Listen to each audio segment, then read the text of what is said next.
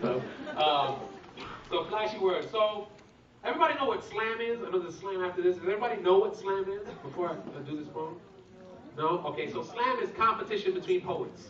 There's a competition. There are 5 judges randomly selected from the audience. They score poets on a scale of 0 to 10, 0 being a piece of shit, 10 being like, woo! And it was a device created as a marketing tool to get people into poetry readings. Because most people know, if you put poetry on a flyer, it's not the most enticing shit. Because most people's reference to poetry is like that 2-week period in an English class that they were forced to read Walt Whitman or Henry Miller or Shakespeare or whatever. And the thing about reading is you read in your own voice. So if it's something you're bored and not interested in, you read it in that disinterested voice. And so it doesn't make you want to, invest any of yourself into it. And so slam gave people a chance to hear the emotion attached to the voice instead of trying to decipher what emotion was behind those words.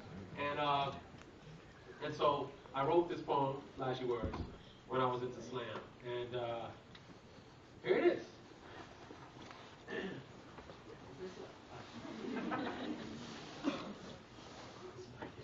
We're holding mics. All right, so flashy words make the world turn, but it don't turn right. Say what? I said flashy words make the world turn, but it don't turn right. Say what? So I use these realize to realize being spoken but not heard, because we're more fascinated by that which is fabricated. So I tell you, a blind man once said I once saw, believe what he said but not believe what he said. He saw like the mute who told the deaf man the true meaning of life.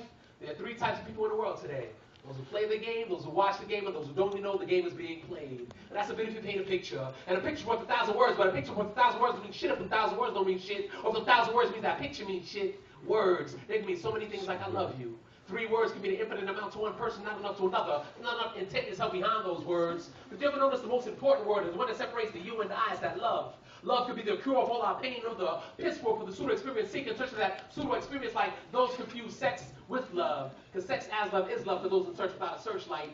Words from a peace of mind brings peace of mind. All I got to do is give a peace of mind. Or in other words, piece together the pieces in me to create peace within me. But truth, they are all pieces. Pieces to a puzzle when it's put together is me. But I'm sick of working at Starbucks for less than Starbucks. In other words, my time is worth more than $8.50 an hour. I'm a poet, supposed to be speaking that spoken word poetry. Break that word down. Try. What are the poet trying? The poet needs to try them harder because poets stay broke, and poets write poetry because they can't afford therapy. So maybe I need a therapist. You know what I'm telling them. I said if I said my name was God, would you know who I was? Or if I said it was 2011, would you know what time it is? Or what if I told you my heart tells me when it matters of the mind, it's all a matter of mind over matter, but mind is a matter when it try to pull matter over mind, but don't mind me because it's over mind anyway, right? Or maybe it's all in the word. But how can a mouthful of contradiction be used to contradiction when it takes a second to die for, when some spends a lifetime to learn, and that's you're only worth your weight in words. So how heavy is what you say? Because you have this pattern of saying the same things at different times, and if there's a pattern to everything, then what will be has been, and I already heard the things you're going to say, so shh, and don't speak unless you mean. Because a good man is hard to find, and a hard man is good to find, and I'm half the man I used to be, 1/4 the person I should be or could be, because I sacrificed wisdom for stardom after being freaked out of my freedom, out of the condom, and how dumb was I? Words. Break these words down to the syllables they are, or the syllables they represent, and what do I represent? Well, it's hard to say when my represents the fact that I have to question myself each time that question represents itself. I can, therefore I am, and sticks and stones may break your bones, but words will always teach you. And some ask why I close my eyes when I recite my poems, because I can imagine reciting them to an audience of 1 and find total gratification in my undivided attention. When I opened my eyes, I found myself standing before a mirror, staring into the eyes of an invisible man. Into my pupils became pupils, and I could teach myself to live a better life. Words. See, I thought I could handle the truth, but given the truth, I mishandled the truth and watched the mute call the blind man's bluff while he tried to panhandle the truth, but nobody hears him. And the deaf man tells me that words get in the way of the wind, so I show him the pleasure and pain of the truth and how the truth hurts, so don't hurt you. Let me hurt you for you. And that ongoing battle between the have gots and the ain't gots is getting right of hand, and I have to hand to those who have a hand and those who got, but I've forgotten how it feels to get got. You got me?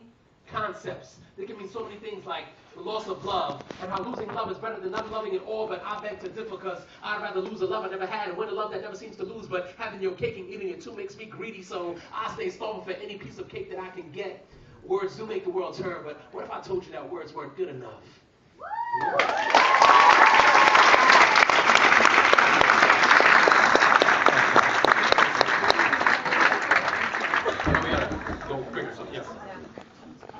How did you develop positivity in your life, and how do you stick to it? How do I stick to being positive? Yeah, pretty much. Yeah. Just knowing that if I let negative shit happen and continue to sulk in it,